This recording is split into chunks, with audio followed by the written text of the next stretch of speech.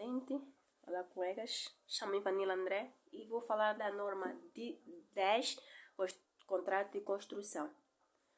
Bom, dizer que o meu trabalho está estruturado da seguinte forma.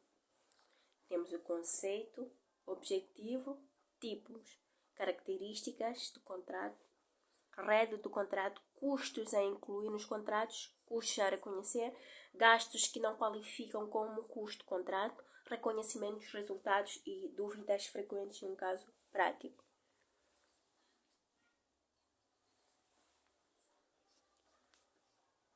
Bom, primeiro dizer que irei falar assim de uma forma resumida desta norma, trazendo aqui exemplos práticos que irão facilitar na compreensão.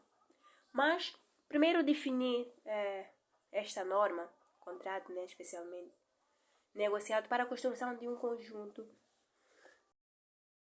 de ativos diretamente relacionados ou interdependentes em termos da concepção, da tecnologia e função ou do seu objeto de utilização.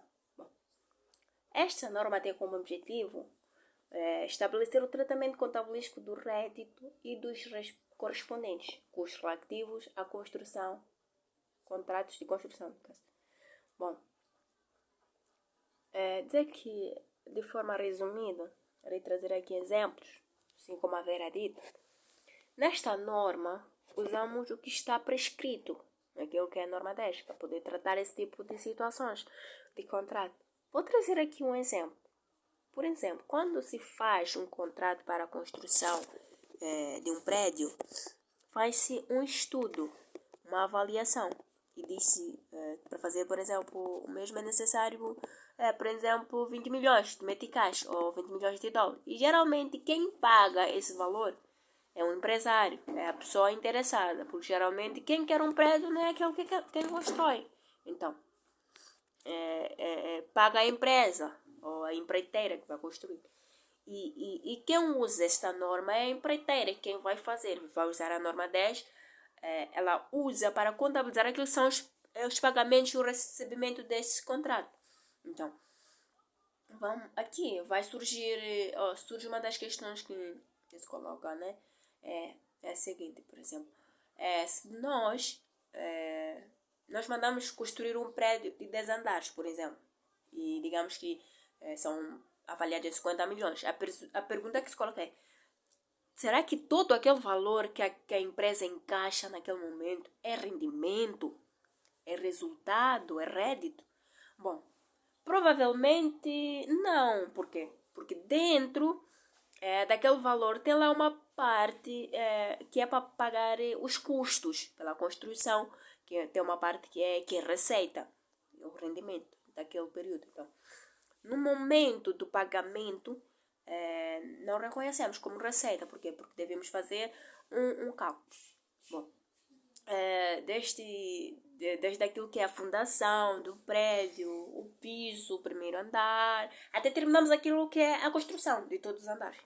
E aqui será necessário se fazer aquilo que é o estudo do grau de acabamento. Bom, sabemos que, por exemplo, se eu estou aqui numa determinada fase, deste valor, ou do valor que nos é dado, quanto corresponde àquilo que é o grau de acabamento. Bom, quando é que é uma receita, de quando é que é o valor que recebemos, que diz respeito àquele período seguinte. É um acréscimo diferimento, né? Se estamos a dizer que um período, estamos a fazer por outra um prédio, e neste mesmo prédio tenho lá que fazer, por exemplo, em 2 anos.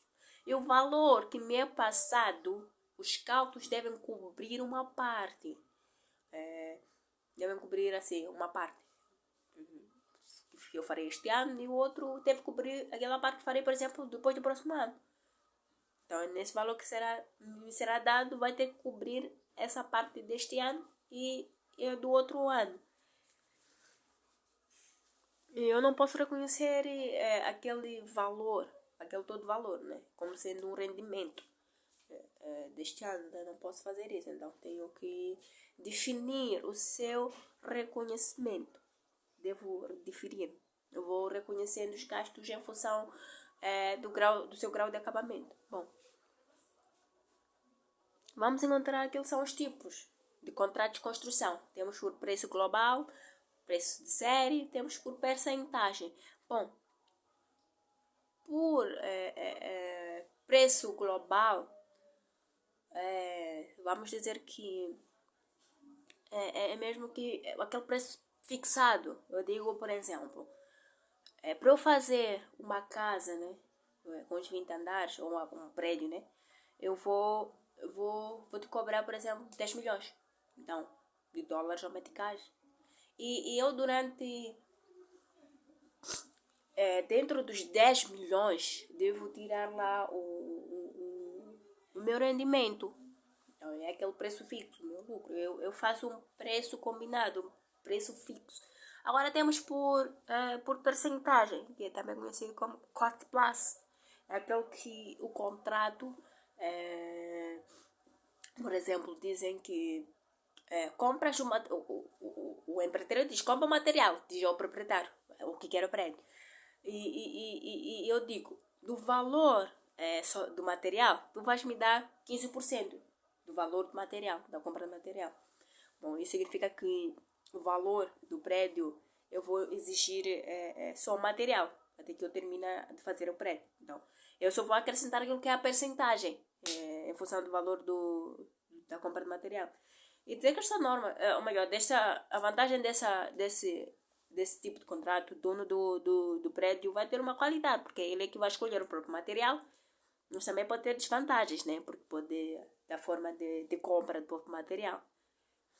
E temos por preço, por série de preço, né? Vamos a dizer aqui que vai depender do preço unitário de cada, previsto para cada coisa dentro do contrato. E vamos encontrar as características. Temos longo ciclo, negócios, natureza, dos custos comuns, materialidade e transações. Os réditos do contrato. Bom, os réditos de contratos devem incluir o valor estabelecido no contrato e a variação dos trabalhos, reclamações e pagamentos de incentivos. E temos os custos a incluir nos contratos. Bom, os custos que nós devemos incluir aqui neste contrato são os custos que se relacionam diretamente com o contrato específico. Temos os custos que sejam atribuídos a atividades do contrato geral, que possam ser imputados ao contrato. E temos outros custos que sejam especificamente debitáveis ao cliente, sob as condições do contrato. Bom, os custos a reconhecer como ganhos. Vamos reconhecer os custos de obtenção do contrato. Elas quando não forem prováveis a obtenção do contrato. E também vamos ter os custos que qualificam como os custos do contrato. E temos também os custos, cuja recuperação não é provável. Vamos encontrar aqui os reconhecimentos dos resultados. São reconhecidos quando os defeitos do contrato puder ser estimados com fiabilidade. Também temos a relação dos custos incorridos com os custos totais. Temos a conclusão de uma proporção física do trabalho efetuado. Vamos encontrar dúvidas frequentes. Os custos a incorrer devem ter por base o orçamento original? Eu digo que não. Os custos a incorrer devem ter por base uma estimativa atualizada dos custos a incorrer. Temos aqui a segunda pergunta, né? A provisão para garantias deve ser mensurada pelo seu valor atual? Sim. Dado que o período de garantia é longo, assim como nós temos, o contrato de construção serve para períodos longos, né? A provisão para garantias deverá ser mensurado pelo valor atual dos fluxos de caixas futuros, nos períodos subsequentes de uma conta de gastos. São aumentados em consequência decorrer.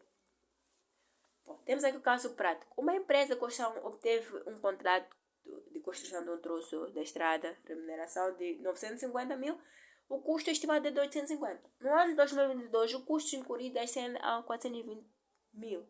E no ano de 2021, os custos incorridos no ano ascenderam a 375. O custo a incorrer foi estimado no final do ano em 250 mil. Efetua os lançamentos. Bom, nós vamos fazer assim, primeiro pelo grau de acabamento dos custos, do grau de acabamento. E assim do ano 2022 vai ser o custos incluídos acumulados, vai dividir pelo custo total estimado. Então, vamos levar os 425, vamos dividir pelos custos estimados. E vamos ter aquilo que é a percentagem. Vamos ter os 50%. E vamos fazer os 50% vezes 950. Dissemos nós 950 é o valor da remuneração. Então, vamos fazer o lançamento na conta 4923, rendimentos diferidos, rédito de contrato de construção, e a contrapartida a prestações de serviços. E temos aqui para o grau de acabamento no ano 2021. Vamos fazer a mesma fórmula. Vai ser o custo incluídos acumulados, dividido pelo custo total estimado. Então, vamos ter os cálculos e vamos lançar na mesma conta. Na 4923, em contrapartida 721. Temos aqui o caso prático 2. Uma entidade desenvolve e comercializa hardware informáticos diferenciados e adaptados às necessidades de cada cliente, e comercializa softwares sob a forma de contratos de licença de utilização e assistência técnica, com a duração de 2 anos, cobrando uma taxa no início do período da licença. Um conjunto de taxas durante a fase de desenvolvimento do hardware.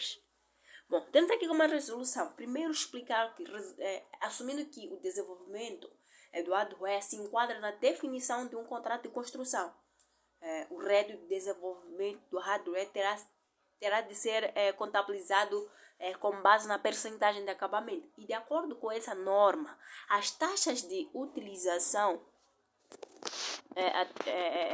do software e de assistência técnica deverão ser reconhecidas numa base constante durante o período de licença, no que refere à assistência de pós-venda. Caso fosse possível desenvolver uma estimativa inicial para o número de chamadas, deveria ser utilizado outro método mais apropriado. E fim de trabalho. Obrigada.